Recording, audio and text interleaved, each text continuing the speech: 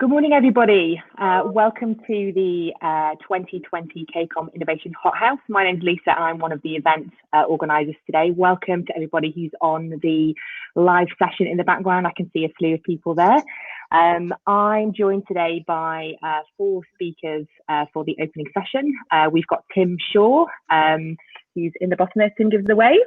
Hi, everyone. Tim is the MD from KCOM. He looks after the wholesale and networks part of the KCOM organisation. We've also got Dan Wilkinson and Neil Munnock, who are managing partners for Nordstar. You'll see a lot of them over the coming week.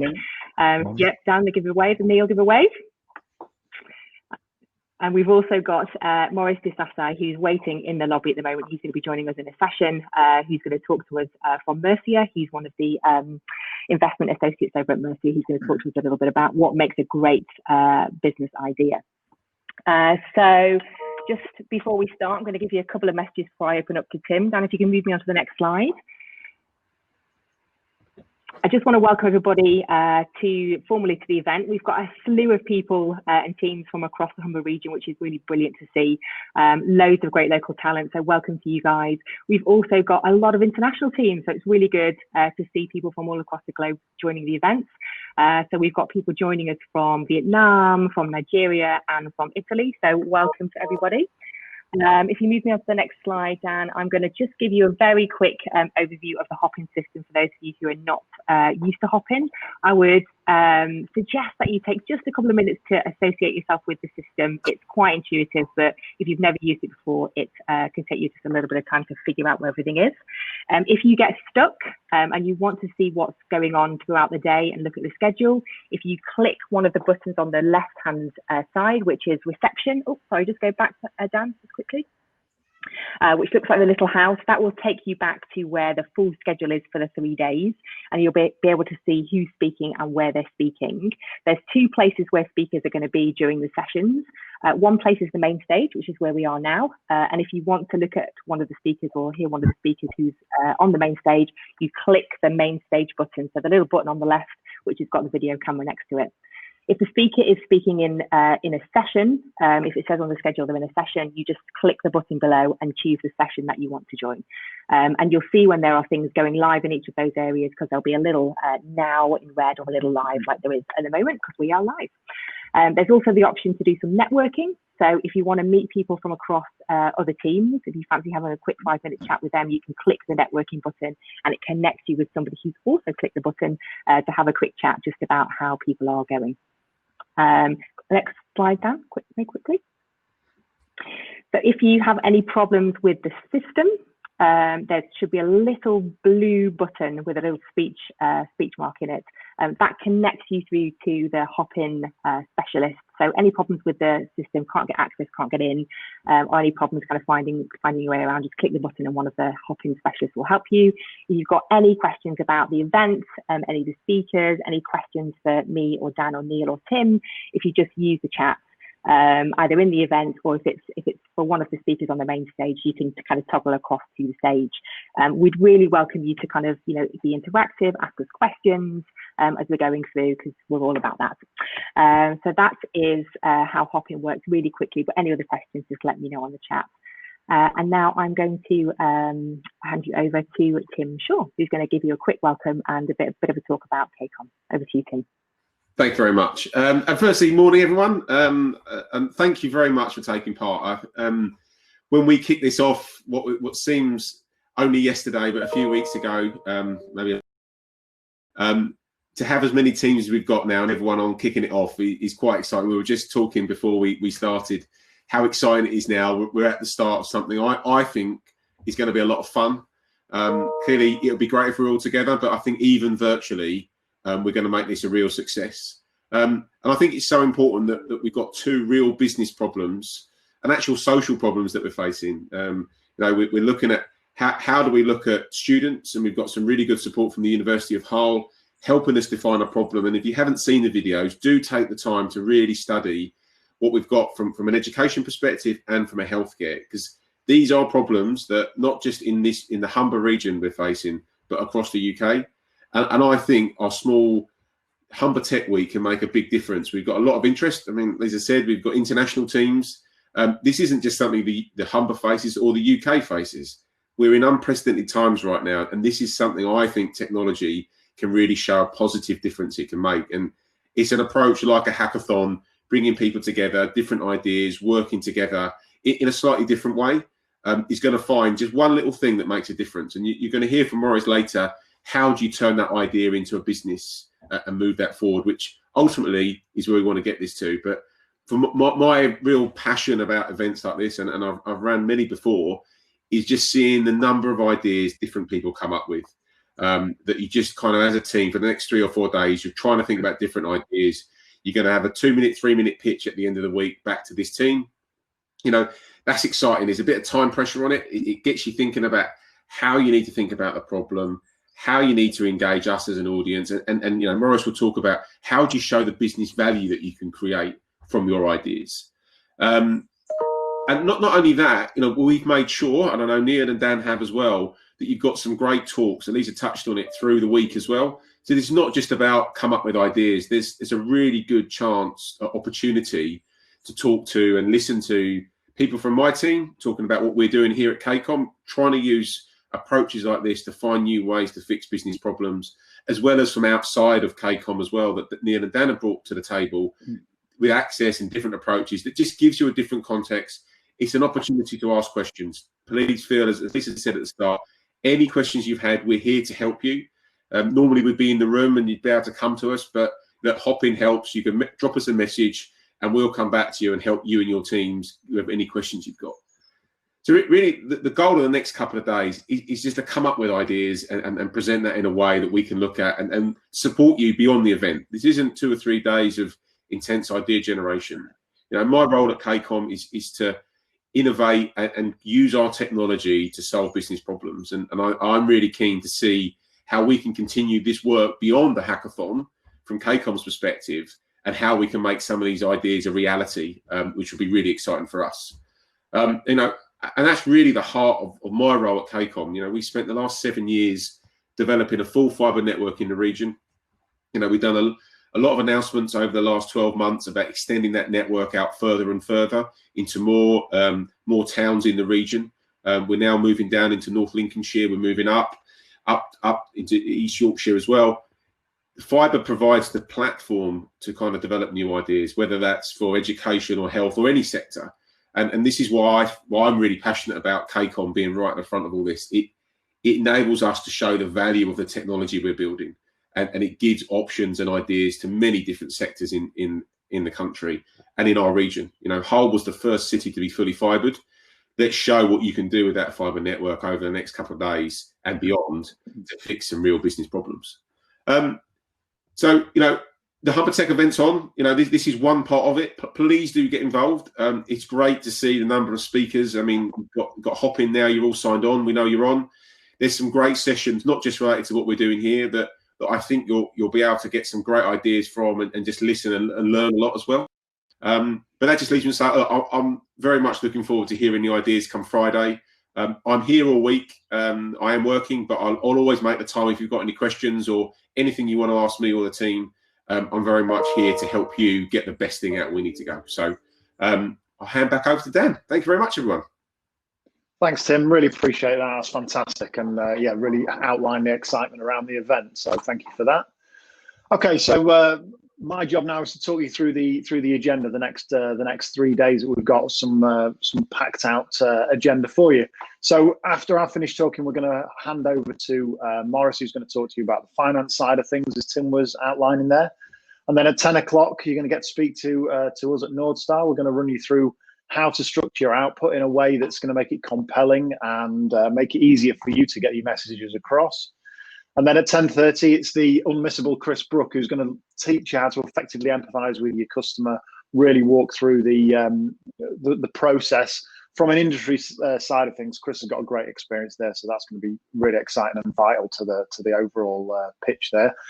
12:30, we've got an optional check-in. So these check-ins are a chance for you to speak to Neil, myself, and some of the other experts we've got around the place to kind of ask ask any questions that you might have, and for us to check on your progress, to see if you need any assistance, if everything's working for you, and any other support you might need from that perspective. I must just jump back, actually. After the session with any of the speakers, there's going to be a Q&A session ongoing in the sessions tab. So after the session, once that broadcast session's finished, if you go into the sessions, there'll be a 15-minute chance for you to actually ask some questions and answers. So if you can be thinking about those questions before you go into there, that would be fantastic. So 12:30, the next session we've got is 3:30 with Rachel Black from Twilio. So Twilio is a communication tool. We'll be there, and we're going to actually get the chance to use Twilio. So there'll be an offer that comes out from that, and you'll be able to use that for the remainder of the sessions thereafter. Rachel's got some really interesting points of view on that, and some ways of using Twilio that will be really engaging and interesting for you guys, and might really help you to develop your ideas and push things along. And then at 6 o'clock, I can hear some people groaning, but 6 o'clock we're going to bracket the day. So if some of you guys are going to be dipping out and working, and I know time might be a problem. So at 6 o'clock we're going to have another optional check-in where we'll get to round out the day and answer any of the questions you might have, any teething problems, and just kind of set you on track for the Wednesday. And Neil's just going to tell you about Wednesday. Sam. So yeah, so Wednesday is all around getting ideas out. Really, if Tuesday is all around how you get to understand your customers or patients or users of people who have problems that you're trying to solve, Wednesday is all around really trying to think about ideas and think about what your solution might start to look like. So we've got in the morning a session, so we'll follow the same process every day. We'll have a stand-up in the morning where you can check in with us. You've got the opportunity to ask any questions and make sure that you're on track. And then at 10 o'clock, we're going to be talking about simple tools and techniques that you can use to generate ideas. So there's a number of different options that we've got around that, and I think that'll be quite a fun bit of an interactive session, hopefully give you something that you can go and take back to your teams to kind of generate some really, really good ideas. And then at 11:30 we're going to be talking so Helen is really, really good and really articulate thinking about how you can do stuff more than just make money from your ideas, right? So what's the social purpose? How do you engage a team so that everybody believes in something that you're doing? And she's got a lot of experience with Better Space, who she's working for now, and with Affinity for Business and other organizations that she's worked with, really at building really great high-performing teams, but also driving ideas and businesses with the sense of social purpose. And obviously, given the ideas around healthcare or the problems around healthcare and education, that's something that'll obviously be really important to all of you as teams. So we think Helen will be a brilliant person to hear from. Again, we've got another check-in at around lunchtime tomorrow. So again, chance to ask some questions and just make sure that you're all progressing correctly. And then in the afternoon, Dan and I will be running a session just around how you can think about building a brilliant prototype. So really how you can start to, this where the rubber hits the road. So you've selected some ideas, you've got some sense of what your solution might look like and how you can really structure that and set it up so that you'll really deliver successfully. And then 3 o'clock tomorrow afternoon, the unmissable Lindsay Rogers, who will be talking about digital transformation and some of the stuff that's been going on, as Tim mentioned, within KCOM around the digital transformation and really how you can start to make some of that stuff like sort of really real for your customers and for users of your products. So I think that, again, is something that I would encourage everybody to make sure that they attend. And again, as we've said, we'll bookmark the end of the day with, again, another optional check-in at 6 o'clock. Okay, and then that rolls into Thursday, the last day. I know you'll be sad on that last day, but we'll be able to boost you at 9:30 with the daily stand-up and check-in, so you'll be able to ask any questions again. And then at 10:30, you've seen him once, you'll see him again. 10:30 for Tim Shaw. He's going to give us the Hothouse keynote, which will be exciting and interesting to hear his points there. John Last at 11 o'clock, and then the looming deadline is there in bright orange, 12:30, the final submission. So that's where you get to submit your final submission and ideas and the working that's going to go back for judging and presenting back your ideas from 1 o'clock, which will give you a slot for your presenting times. And then we'll round out the day with celebration awards and close out the session. And I think you'll be able to look back across the 3 days of what you've actually achieved there. So that's going to be a fantastic time. That's the agenda. I'm not going to speak any further. I can see we've got Morris joining us now, so I will hand over to Morris right away. Yes. Hi. Thanks, Dan. Can everybody hear me? Yeah. Checking Yeah. working today. Yes. So I'm Maurice Desarcy. I'm one of the investment associates at Mercia Asset Management. First of all, I'd like to say that it's a brilliant initiative that North Star have put together for the businesses within the region to first of all, seek help in terms of funding, and B, help them through a process in understanding their business and to be investor ready by pitching, for example. So as mentioned, I've just got a few slides that we as investors, like business owners and entrepreneurs, to think about when it comes to developing a great business idea or start raising funds. And hopefully this will give you some food for thought as you're pitching during the week. Hopefully it won't be too disruptive to what you've already prepared, but we'll add on to what you're going to present. Thanks, Lisa. But firstly, just a bit about Mercia. We're a circa £800 million asset manager, which means that, on one side of the business, we manage third-party funds on behalf of the government and other institutional bodies to invest in the regions. And on the other side of the business, we raise money off the stock market to invest even larger sums than what our third-party funds can into SMEs. And we call this our complete capital solution, because as we all know, it takes years and several rounds of funding to truly grow and support a business. Now, with regards to the third-party funds that we manage, the most relevant to Yorkshire, Humber and Tees Valley region is the Northern Powerhouse Investment Fund. We manage both parts of equity, which is circa £80 million, and a pot of debt, which is circa £70 million. I particularly work on the equity fund. We're sector agnostic and are looking to support exciting businesses that will create jobs within the regions and in turn boost the economy. We've invested almost £50 million out of our £80 million fund into 55 companies so far across the Yorkshire, Humber and Tees Valley region to date.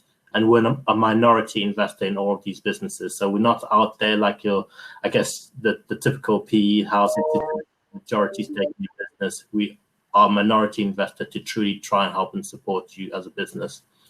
And we can invest up to £2 million into any one company. On the debt side, just out of interest, we've invested circa £30 million out of a £70 million fund. So there's still quite a lot of opportunity at Mercia within both funds to help support your businesses. And as you can see, we've got 8 offices across the regions covering other funds all the way from the Midlands right through to the north of England. Next slide, please. So what makes a great business idea? I guess for investors, there are 4 or 5 main questions that you as business owners and entrepreneurs need to be able to answer to or sense check if you're going on the path of a great business idea. Next slide, please.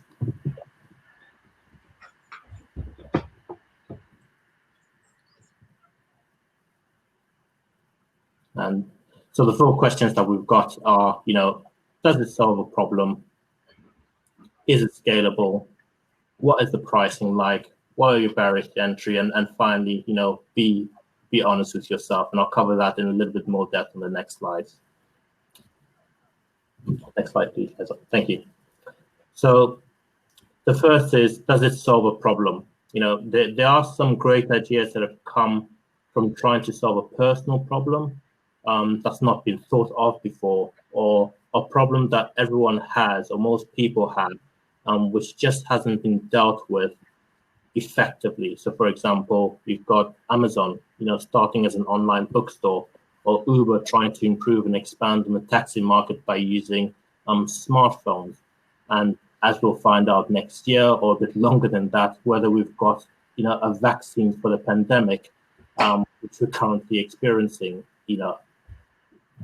has something been thought of now, or has something come out that can be made better within the market to support? So having a business that solves a problem is one sure way of creating good business. Other things to think about is if this is a totally new product or service you're offering, it might be worth investigating whether something like this has actually been done before or not. So you'll be surprised at how many new ideas have been thought of, only to realize that, they've already existed or have failed in the past. So you wouldn't want to be reinventing the wheel, but that's not to say, stop what you're doing. All it means is if you're really passionate about it, finding a way of doing it better. Next slide, please. The next thing investors would like to know is whether the idea is scalable. Apologies for the presentation. The picture seems to be taking over some of the bullet points there on my screen. But in terms of scalability, what we mean is, will your business have the potential to grow and be applied in the market? And one way to determine this is if you are entering the market with companies that have proven a certain model works, and whether your sales will outstrip your costs over time with your profit. Investors will want to understand the strategy behind that during the first couple of years to get the business off the ground. So, for example, is it direct marketing to customers, and consumers, or the use of social media channels? Or does it make sense to become a channel partner with other organizations to eventually, get to the end user? So having a clear strategy on how to scale the business is an important question to answer. And Facebook is one of the best examples here because it was able to test at a very low cost the platform it had with universities. They knew that through the growth of university, they were then able to scale it to the general public and get paid through advertising. So that's one way to know for certain if your business idea is scalable. Next slide, please. Pricing. Again, will your customers or consumers pay for your service and product, and why? For customers, and in this case, I mean, other businesses, what is the cost benefit to them paying you over other competitors in the market? Are you cheaper, more efficient, or are you just a service or product that they simply just have to have? What is the evidence for this? And one way to get the evidence is from feedback. Now, getting feedback from customers can help, and this can be done in case studies, research through free trials, and either way, the input will be invaluable and will dictate whether the pricing is right or wrong, and whether you will get the profit you need to be able to grow your business idea even further. Next slide, please. Finally, consider the barriers to entry. And these can vary depending on the type of business that you have or the business idea that you have. Can your solution be copied easily, or does it hold any IP that it can protect it with? If not, there's a low barrier to entry there for other businesses, which means you could be entering in an already saturated market. So what makes your business idea unique? Again, how strong is the competition? Are you coming against big brands, or is the customer loyalty so strong that it will be difficult to break through? Considering the competitive landscape means that you again need to show your uniqueness as a business and why you will succeed. If there aren't any competitors or the competition is really low, what will you do to make sure that you grow your company into the go-to product or service within that market? And again, that falls into timing. Is the timing right for your product? Is the timing right for the market? Another barrier to entry to consider is startup costs. Now, this can be a barrier, as you'll need to know how much it is going to cost you to even start the business. If the costs are high, even just to prove that there is a market, you may be coming against a really high barrier, which could take years to overcome. So a way to get around this, as in the Facebook example, is by setting up a company with a low cost base to help create that minimum viable product or MVP, so that you can initially get feedback from your target customers. And again, the feedback will let you know if your business idea will succeed in the market.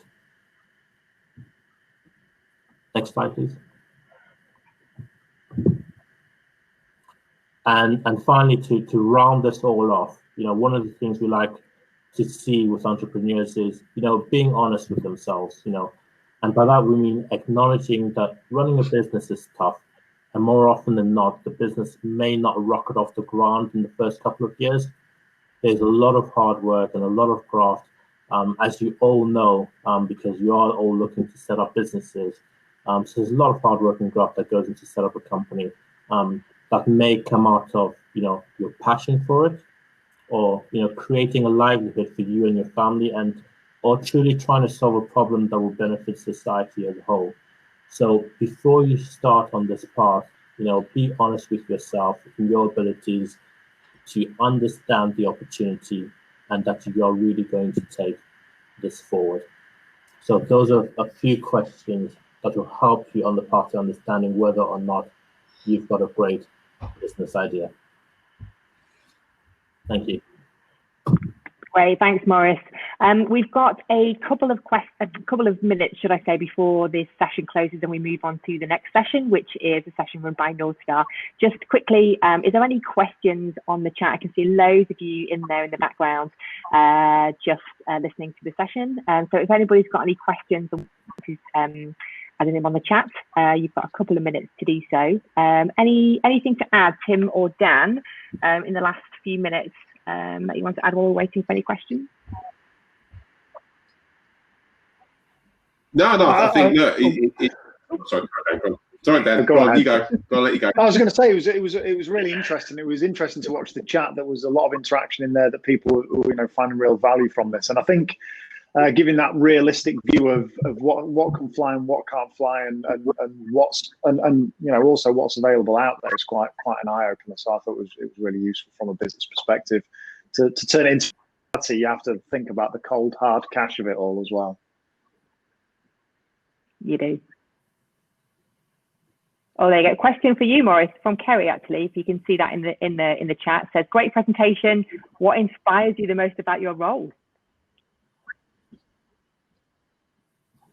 I like my role because every day is different. I'm the kind of person that, if I have to troll through the same thing, it becomes a bit mundane. But, listening to businesses, listening to people that have great ideas, listening to people that want to help, not just themselves, but people around them, inspired me to take on the role, to support them, and to truly try and have an impact within the region.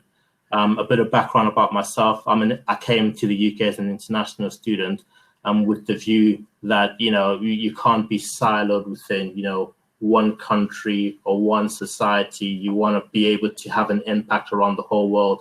And by supporting and finding businesses, within the UK, Humber and the region, because the UK has such an international profile, I thought, this is the sector, this is the industry that I want to be in, able to help people through supporting business. Brilliant. Thanks, Maurice. Okay, we are at time now, guys. If you have any more questions, you can feel free.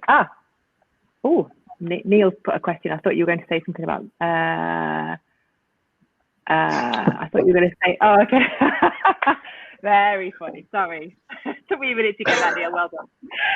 Okay, we are at time now. So thank you very much for everybody that's joined the session. We're going to click off the main stage. We're back in a minute with the two wonderful speakers from North Star, Dan and Neil, who are going to be talking you through a little bit about how to structure your output for each of the days. So if you want to learn more about that, join us back in the main stage in the next 60 seconds, and we'll be back with you to